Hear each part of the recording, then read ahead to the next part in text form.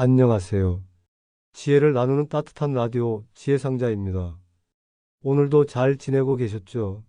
몸은 좀 어떠세요? 요즘은 새벽에 잠이 잘 드시던가요? 어젯밤에는 편안하게 주무셨나요? 혹시 새벽에 눈이 떠져서 다시 잠들기 어려우셨다면 지금 이 시간만큼은 마음 편히 쉬어 가시길 바라요. 혼자 있는 시간이 많아질수록 이렇게 누군가의 목소리가 작은 위로가 되었으면 좋겠습니다. 라디오를 통해서라도 여러분과 함께 있다는 느낌을 받으셨으면 좋겠어요. 오늘은 바깥 날씨가 참 좋더라고요. 창문을 열었더니 시원한 바람이 불어와서 기분이 한결 상쾌해졌어요. 여러분도 잠시 창문을 열어보시는 건 어떨까요? 신선한 공기가 답답했던 마음까지 환기시켜 줄 거예요. 본격적인 이야기 전에 한 가지 혹시 괜찮으시다면 지금 구독과 좋아요 한번 눌러주실 수 있을까요? 여러분의 그 따뜻한 클릭이 지혜상자가 더 오랫동안 여러분 곁에 머물 수 있도록 도와줍니다. 정말 감사해요. 여러분 한 분 한 분의 응원이 제게는 큰 힘이 된답니다.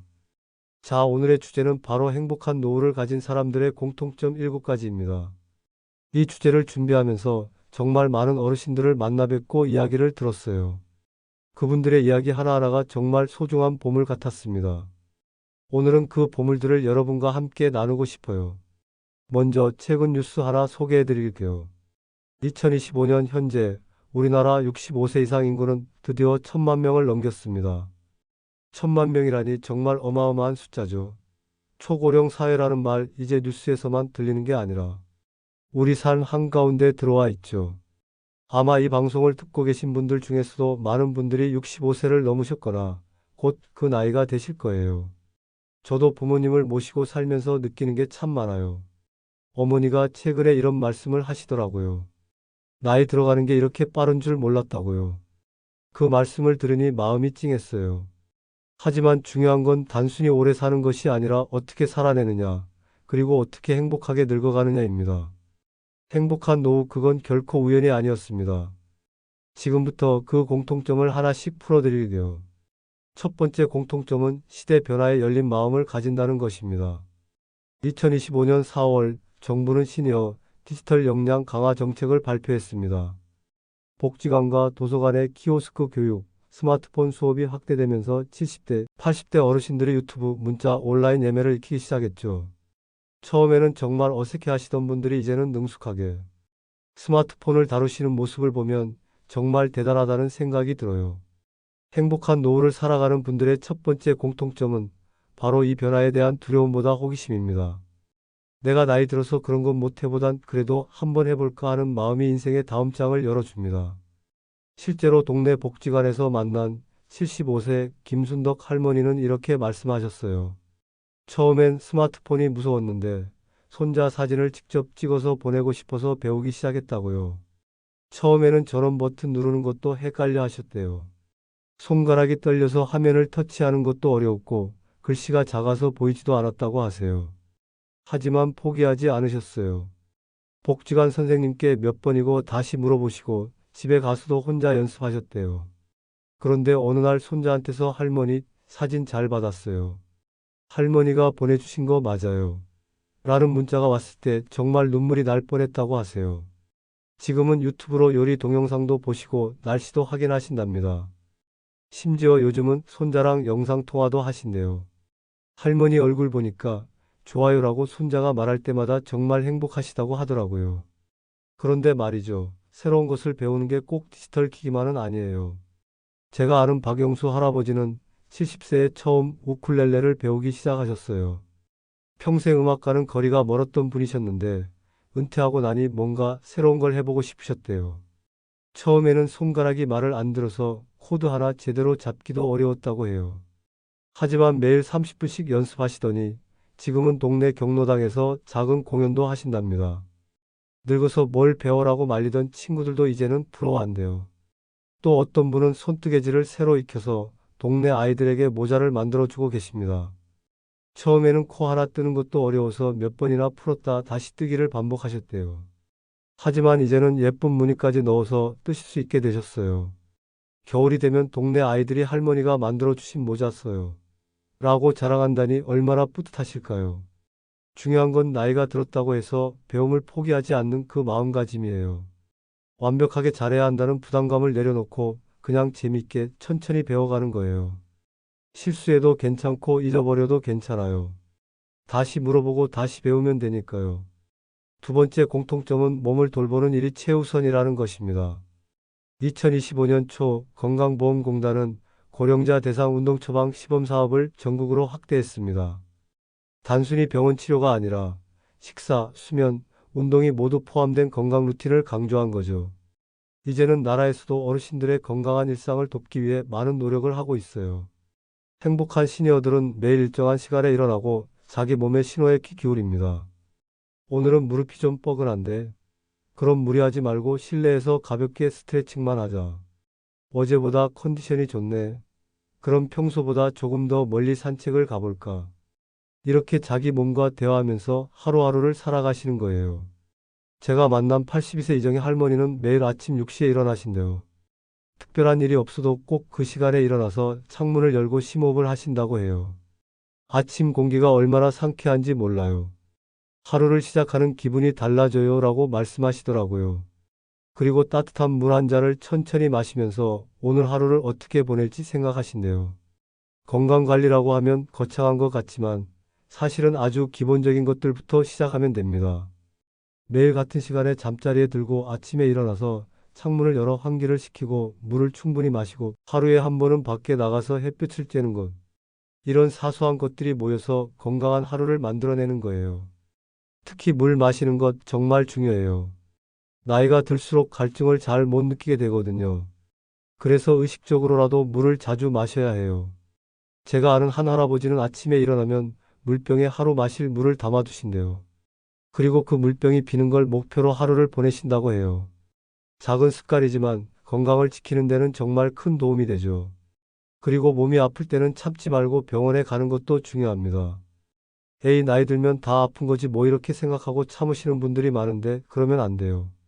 작은 통증도 무시하지 말고 전문가의 도움을 받으셔야 해요. 요즘엔 동네 병원에서도 시니어를 위한 맞춤 진료를 많이 해주고 있어요. 무릎이 아프면 무릎 전문 운동을 알려주고 혈압이 높으면 식단 관리법도 자세히 설명해 주죠. 약 먹는 시간도 알람 맞춰서 알려주고 운동법도 그림으로 그려서 설명해 주시는 의사 선생님들이 많아요. 혼자 끙끙 앓지 마시고 전문가의 도움을 받으시는 게 좋습니다. 세 번째 공통점은 사회와의 연결을 끊지 않는다는 것입니다. 올해 서울시에서는 시니어 토크 콘서트라는 프로그램이 열렸습니다. 70대 이상 어르신들이 무대에 올라 자신의 인생 이야기를 들려주는 행사였죠. 저도 그 행사에 다녀왔는데요. 정말 감동적이었어요. 한 할머니가 무대에 오르셔서 이런 말씀을 하시더라고요. 저는 평범한 주부였어요. 특별할 것도 없는 삶이었죠. 그런데 오늘 이렇게 많은 분들 앞에서 제 이야기를 하고 있네요. 제 이야기가 누군가에게 작은 위로가 될 수 있다니 정말 기뻐요. 그 말씀을 들으니 객석에 계신 많은 분들이 눈시울을 붉히시더라고요. 관객 대부분이 시니어였고 박수와 눈물이 함께한 시간이었습니다.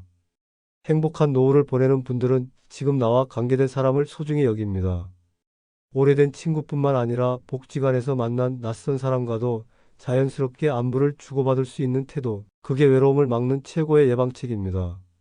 사람과의 관계라는 게 나이가 들수록 더욱 소중해지는 것 같아요. 젊을 때는 바빠서 놓쳤던 인연들을 다시 찾아보고 새로운 사람들과도 만나고 싶어지죠. 제가 아는 한 할아버지는 초등학교 동창을 60년 만에 다시 만나셨대요. 우연히 병원에서 마주쳤는데 처음에는 서로를 못 알아봤다고 해요. 그런데 이름을 듣는 순간 아, 내가 그때 그 녀석이구나 하면서 껴안고 우셨대요. 지금은 매주 만나서 바둑도 두고 옛날 이야기도 나누신다고 해요. 늙어서 친구 만나는 게 이렇게 좋은 줄 몰랐어 라고 말씀하시는데 그 표정이 정말 행복해 보이셨어요. 요즘엔 동네마다 경로당이나 노인복지관에서 다양한 프로그램을 운영하고 있어요. 노래교실, 댄스교실, 독서 모임, 바둑 동호회까지. 같은 취미를 가진 사람들끼리 모여서 이야기를 나누고 웃을 수 있는 기회가 정말 많습니다. 특히 노래교실은 인기가 정말 좋더라고요. 제가 복지관에 갔을 때 노래교실을 구경했는데 다들 정말 신나게 노래를 부르시더라고요.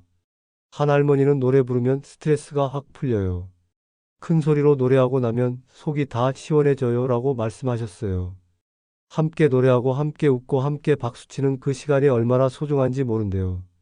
혼자 있는 시간이 길어질수록 누군가와 대화할 수 있는 시간이 얼마나 소중한지 깨닫게 되죠. 설령 깊은 이야기를 나누지 않더라도 그냥 오늘 날씨가 어떻다, 어디서 맛있는 반찬을 샀다, 텔레비전에서 뭘 봤다, 이런 소소한 일상의 이야기를 나눌 수 있는 사람이 있다는 것만으로도 하루가 훨씬 따뜻해집니다. 네 번째 공통점은 돈보다 자존감을 지킨다는 것입니다. 고용노동부는 최근 시니어 일자리 연계 프로젝트를 통해 70세 이상 참여형 일자리를 확대했습니다. 소득이 많지는 않지만 내가 내 용돈은 스스로 벌겠다는 태도가 삶의 활력을 불어넣고 있습니다. 제가 만난 78세 최상호 할아버지는 아파트 경비원으로 일하고 계세요. 사실 자녀분들이 경제적으로 여유가 있어서 일하지 않으셔도 되는데 굳이 일을 하신대요.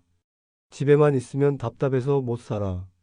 이렇게 나와서 사람들도 만나고 몸도 움직이니까 살 것 같아라고 말씀하시더라고요. 무엇보다 주민들이 아저씨, 오늘도 수고하세요. 항상 감사해요 라고 인사해 줄 때 정말 보람을 느끼신대요. 월급은 많지 않지만 그 돈으로 손주들 용돈도 주고 가끔 아내와 외식도 하신다고 해요. 내가 번 돈으로 하니까 더 맛있어라고 웃으시는 모습이 정말 멋있었어요. 행복한 시니어들은 크든 작든 스스로의 역할을 갖고 있습니다. 나는 아직도 할 수 있어. 그 믿음이 바로 자존감이죠. 꼭 돈을 벌어야 한다는 뜻은 아니에요. 가족을 돌보는 일, 이웃을 도와주는 일, 자원봉사를 하는 일 모두 소중한 역할이거든요. 예를 들어서 동네 초등학교에서 아이들에게 책을 읽어주는 할아버지, 할머니들이 계세요. 매주 화요일마다 학교에 가서 아이들에게 동화책을 읽어주시는데 그분들의 이야기를 들어보면 정말 행복해 하세요. 한 할머니는 이렇게 말씀하셨어요. 처음에는 아이들이 내 말을 들을까 걱정했는데 다들 반짝반짝한 눈으로 이야기에 빠져들더라고요. 할머니 다음 주에도 오실 거죠? 라고 물어볼 때 정말 가슴이 뭉클했어요. 아이들이 자기 이야기에 귀 기울여주고 웃어줄 때 정말 행복하다고 하세요. 내가 누군가에게 도움이 될 수 있다는 생각, 내가 필요한 사람이라는 느낌, 그게 바로 자존감의 근원이에요. 또 어떤 분들은 텃밭을 가꾸면서 기른 채소를 이웃들과 나눠 먹기도 하고 손재주가 좋은 분들은 수선일을 도와주기도 하세요. 제가 아는 한 할머니는 재봉 실력이 정말 좋으셔서 동네 사람들의 옷 수선을 다 해주신대요. 돈은 안 받아요. 그냥 고맙다고 인사해 주는 것만으로도 충분해요 라고 말씀하시는데 그 표정이 정말 행복해 보이셨어요. 작은 일이라도 내가 할 수 있는 일이 있다는 것, 그리고 그 일을 통해 다른 사람들과 연결될 수 있다는 것이 얼마나 큰 힘이 되는지 모릅니다. 나이가 들었다고 해서 받기만 하는 사람이 아니라 여전히 줄 수 있는 사람이라는 것, 그게 얼마나 중요한지 모르죠. 다섯 번째 공통점은 감정과 생각을 표현할 줄 안다는 것입니다. 2025년 들어 시니어 심리상담 수요가 2배 이상 증가했다는 보고가 있었습니다. 이제는 내 마음을 말할 수 있어야겠다. 속 얘기를 참기만 하면 병이 되더라고 이렇게 말하는 어르신들이 많아졌습니다. 저희 어머니도 최근에 심리 상담을 받기 시작하셨어요. 처음에는 내 나이에 무슨 상담이야 라고 하셨는데 몇 번 다녀오시더니 이렇게 속 시원하게 말할 수 있는 곳이 있어서 좋다고 하시더라고요. 평생 가족을 위해 참고 살아오신 것들, 서운했던 것들, 그리고 앞으로의 걱정들을 다 털어놓으실 수 있어서 마음이 한결 가벼워지셨대요. 행복한 노후를 살아가는 사람들은 감정을 억누르지 않습니다.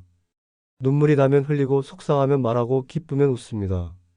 그렇게 내 마음을 돌보는 힘, 그게 결국 평안한 노후의 비결입니다. 제가 복지관에서 만난 85세 김영자 할머니는 일기를 쓰신대요. 매일 저녁 잠들기 전에 그날 있었던 일과 느낀 감정을 솔직하게 적으신다고 해요.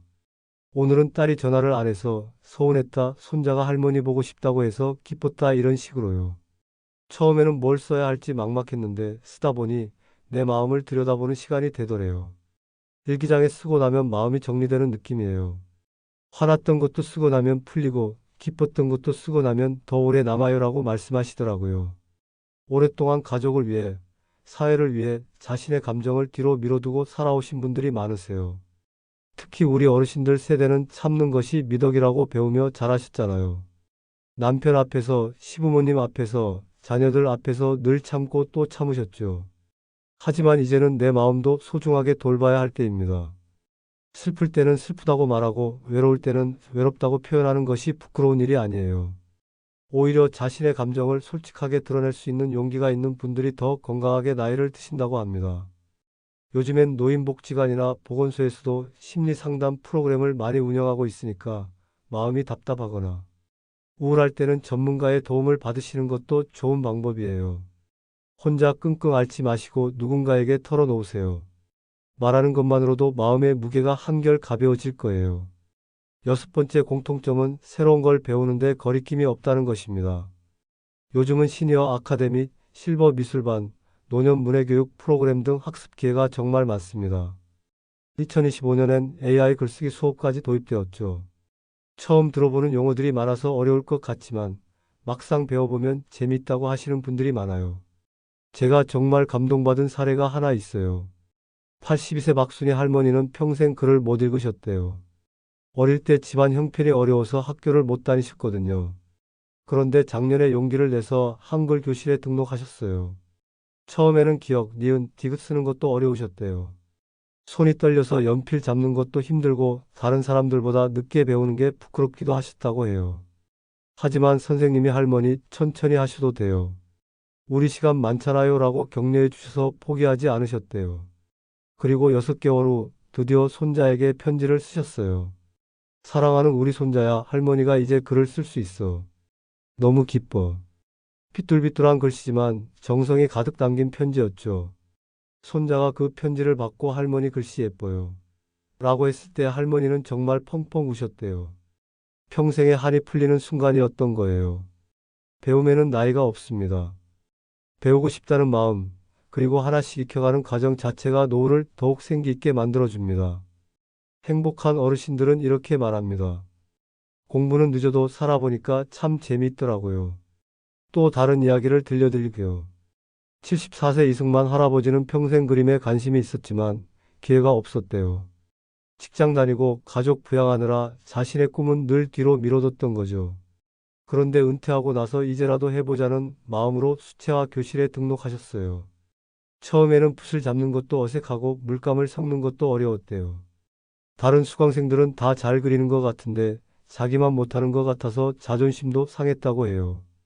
하지만 선생님이 할아버지 말에 색깔이 있어요. 그게 매력이에요 라고 말씀해 주셔서 용기를 얻으셨대요.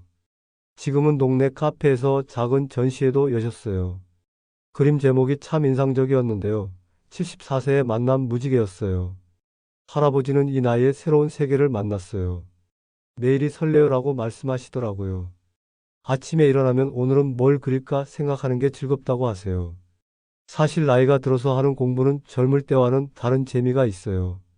젊을 때는 취업을 위해, 시험을 위해 억지로 공부했다면 이제는 순전히 내가 좋아서, 내가 알고 싶어서 하는 공부거든요. 그래서 더 즐겁고 더 의미 있는 것 같아요. 영어 회화를 배우시는 79세 정미숙 할머니도 계세요. 외국 여행 가서 내가 직접 말해보고 싶어서 시작했어요 라고 하시는데 매일 아침 구드 모닝, How are you? 로 하루를 시작하신대요. 손자가 할머니 영어 발음 좋아요. 라고 칭찬해 줄 때 정말 뿌듯하시다고 해요. 컴퓨터를 배우시는 분들도 많아요. 처음에는 마우스 클릭하는 것도 어려웠는데 이제는 인터넷 검색도 하고 이메일도 보내신대요. 세상이 이렇게 넓은 줄 몰랐어요. 컴퓨터 아래 온 세상이 다 들어있네요. 라고 놀라워하시는 모습이 정말 귀여우셨어요. 늦었다고 생각할 때가 가장 빠른 때라는 말이 있잖아요. 배우고 싶은 게 있으시다면 주저하지 마시고 시작해 보세요. 완벽하게 해야 한다는 부담감 없이 그냥 재밌게 천천히 배워나가시면 됩니다. 실수해도 괜찮고 잊어버려도 괜찮아요. 중요한 건 도전하는 그 마음이니까요. 일곱 번째이자 마지막 공통점은 사소한 루틴을 놓치지 않는다는 것입니다. 2025년부터 일부 지자체에서 노인 아침생활 지원 사업을 시작했습니다. 혼자 사는 어르신들이 아침에 일어나 따뜻한 차를 마시고 창밖을 바라보며 하루를 시작할 수 있도록 생활 루틴을 만들어주는 프로그램입니다. 작은 일상의 반복이 얼마나 중요한지 알기 때문이죠. 행복한 노후를 가진 분들은 크고 대단한 일이 아니라 작고 반복되는 일상에서 삶의 리듬을 찾아냅니다. 이 시간엔 라디오를 듣지, 저녁엔 일기를 쓰지, 잠자기 전엔 손주 사진을 한번 보고 자. 그런 사소한 루틴이 노후의 하루를 의미 있게 바꿔줍니다. 제가 정말 인상 깊게 만난 88세 최영자 할머니는 매일 아침 7시에 라디오를 켜신대요. 그리고 딱 30분 동안 라디오를 들으면서 아침 준비를 하신다고 해요. 라디오 소리가 들리면 하루가 시작되는 거예요. 혼자 살아도 외롭지 않아요. 누군가 나랑 대화하는 것 같거든요라고 말씀하시더라고요. 점심 먹고 나서는 꼭 30분 동안 눈을 감고 쉬신대요. 잠을 자는 게 아니라 그냥 조용히 앉아서 숨을 고르신다고 해요. 이 시간이 없으면 오후가 너무 길게 느껴져요. 잠깐 쉬고 나면 다시 힘이 나요라고 하세요. 저녁에는 동네 한 바퀴를 도신대요. 비가 와도 눈이 와도 우산 쓰고 지팡이 짚고 나가신다고 해요. 하루 종일 집에만 있으면 답답해서 못 살아요. 밖에 나가서 바람도 쐬고 사람들도 보고 그래야 살아있는 것 같아요라고 말씀하시는데 그 모습이 정말 건강해 보이셨어요. 또 어떤 할아버지는 매일 저녁 9시에 아내와 함께 차를 마신대요. 결혼한 지 60년이 넘었는데도 매일 그 시간만큼은 꼭 지키신다고 해요. 특별한 대화를 하는 건 아니에요. 그냥 오늘 뭐 했나, 내일은 뭐 할까 그런 이야기를 나누죠. 하지만 이 시간이 있어서 우리가 아직도 부부구나 느껴요라고 하시더라고요. 루틴이라고 하면 뭔가 딱딱하고 지루할 것 같지만 사실은 전혀 그렇지 않아요. 매일 아침 일어나서 창문을 열고 깊게 숨을 쉬는 것, 커피나 차를 한 잔 우려서 천천히 마시는 것, 신문을 읽거나 라디오를 듣는 것, 화분에 물을 주는 것, 이런 작은 일들이 모여서 하루의 리듬을 만들어내는 거예요. 어떤 분은 매일 저녁 산책을 하시면서 동네 고양이들에게 사료를 주신다고 해요. 고양이들이 저를 기다려요. 제가 안 가면 어떡하나 걱정하면서 기다릴 것 같아서 비가 와도 꼭 가요라고 하시는데 그런 작은 책임감이 삶의 의미를 만들어주는 것 같았어요. 또 어떤 분은 일주일에 한 번씩 시장에 가서 그 주에 먹을 반찬거리를 사신대요. 시장 가는 날이 제일 신나요. 뭘 살까 생각하고 상인들이랑 이야기도 나누고 제철 채소도 구경하고요. 집에 와서 손질하는 것도 재미있어요 라고 하시더라고요. 겉으로 보기에는 별것 아닌 일상이지만 그 안에 자신만의 의미와 기쁨이 담겨 있는 거죠. 그리고 이런 작은 일상들이 있기 때문에 매일매일이 특별해지는 거예요. 혼자 사는 분들에게는 이런 루틴이 더욱 중요해요. 아무도 깨워주지 않고 아무도 챙겨주지 않는 상황에서 스스로 생활의 리듬을 만들어가는 것이 얼마나 중요한지 모릅니다. 제가 아는 한 할머니는 매일 아침 6시 30분에 알람을 맞춰 놓으신대요. 알람 소리가 들리면 오늘도 하루가 시작되는구나 싶어요. 감사한 마음으로 일어나줘라고 하세요. 그리고 침대를 정리하고 커튼을 열고 물 한 잔을 마시면서 하루를 시작하신다고 해요. 이런 작은 루틴들이 있기 때문에 하루하루가 무의미하게 흘러가지 않고 나름의 의미와 목적을 가질 수 있게 되는 것 같아요. 특별할 것 없는 일상이지만 그 일상을 소중히 여기고 지켜나가는 것, 그게 바로 행복한 노후의 비결인 것 같습니다. 자, 지금까지 행복한 노후를 가진 사람들의 공통점 7가지 하나하나 나눠보았습니다. 시대 변화에 열린 마음을 갖는 것, 몸을 돌보는 일을 최우선으로 하는 것, 사회와의 연결을 끊지 않는 것, 돈보다 자존감을 지키는 것, 감정과 생각을 표현할 줄 아는 것, 새로운 걸 배우는데 거리낌이 없는 것, 그리고 사소한 루틴을 놓치지 않는 것이었습니다. 여러분, 어떤 이야기가 가장 마음에 와닿으셨나요? 혹시 나도 이건 할 수 있겠다 싶은 것이 있으셨나요? 저는 이 방송을 준비하면서 정말 많은 것을 느꼈어요. 행복한 노후라는 게 거창한 게 아니더라고요. 큰 돈이 있어야 하는 것도 아니고 특별한 재능이 있어야 하는 것도 아니에요. 그저 매일매일을 감사한 마음으로 살아가고 작은 것에서 기쁨을 찾고 사람들과 따뜻한 관계를 맺으며 살아가는 것. 그게 바로 행복한 노후의 모습인 것 같아요. 혹시 지금 당장 시작해 볼 수 있는 것들이 있으신가요? 작은 것부터 시작하시면 됩니다. 오늘 저녁에 이웃집 할머니께 안부 인사를 건네보시거나 내일 아침에 평소보다 10분 일찍 일어나서 창밖을 바라보는 시간을 가져보시거나 그런 작은 변화부터 시작하시면 되는 거예요. 아니면 오랫동안 연락 못했던 친구에게 전화 한 통 해보시는 것도 좋겠네요. 갑자기 내 생각이 나서 전화했어. 이 한마디가 얼마나 큰 위로가 되는지 아시죠? 노후는 그냥 나이 들어서 주어지는 시간이 아니라 내가 선택하고 내가 살아내는 또 하나의 인생입니다. 젊을 때와는 다른 매력과 의미가 있는 인생의 새로운 장이에요. 그리고 그 새로운 장을 어떻게 채워나갈지는 온전히 우리의 선택에 달려 있습니다. 젊을 때는 남들 눈치 보느라, 가족 부양하느라 정신없이 살았다면 이제는 진짜 나를 위한 시간을 가져도 되는 때예요. 하고 싶었던 것들, 배우고 싶었던 것들, 만나고 싶었던 사람들 이제 하나씩 실천해 보시면 어떨까요? 혹시 지금 이 순간 나는 너무 늦었다. 이미 놓쳐버린 것들이 너무 많다. 이런 생각이 드신다면 그런 생각은 잠시 내려놓으시길 바라요. 지금이 바로 시작할 때입니다. 70세든 80세든 90세든 지금 이 순간이 앞으로 남은 인생 중에서는 가장 젊은 때니까요. 그리고 기억하세요. 완벽하지 않아도 괜찮아요. 실수해도 괜찮고 잊어버려도 괜찮아요. 중요한 건 포기하지 않는 거예요. 매일 조금씩 천천히 하지만 꾸준히 나아가는 거예요. 오늘 이 시간에 여러분께 작은 용기와 희망이 되었기를 바랍니다. 그리고 내일부터 새로운 마음으로 하루하루를 살아가실 수 있게 되기를 바라고요. 행복한 노후는 멀리 있는 게 아니라 바로 지금 여기서부터 시작되는 거예요. 저도 여러분과 함께 나이 들어가고 있어요. 때로는 두렵기도 하고 때로는 외롭기도 해요. 하지만 오늘처럼 이렇게 여러분과 함께 이야기 나눌 수 있어서 정말 감사해요. 우리 모두 함께 아름답게 나이 들어가요. 서로 응원하고 서로 위로하면서요. 오늘도 지혜상자가 함께해서 조금 따뜻한 하루가 되셨기를 바라며 인사드릴게요. 정말 긴 시간 함께 해주셔서 감사합니다. 오늘 들으신 이야기 중에서 마음에 드는 게 있으셨다면 주변 분들께도 전해주세요. 함께 나누면 더 큰 행복이 될 거예요. 구독과 좋아요 한번 눌러주시고요. 여러분의 따뜻한 응원이 저에게는 정말 큰 힘이 됩니다. 내일도 삶의 지혜 가득 담아 찾아뵙겠습니다. 오늘 하루도 수고 많으셨어요. 이제 편안하게 쉬시고요. 달콤한 꿈 꾸시길 바라요. 감사합니다. 여러분 오늘 하루도 평안하세요. 그리고 내일도 건강하고 행복한 하루 되시기를 바랍니다. 사랑합니다.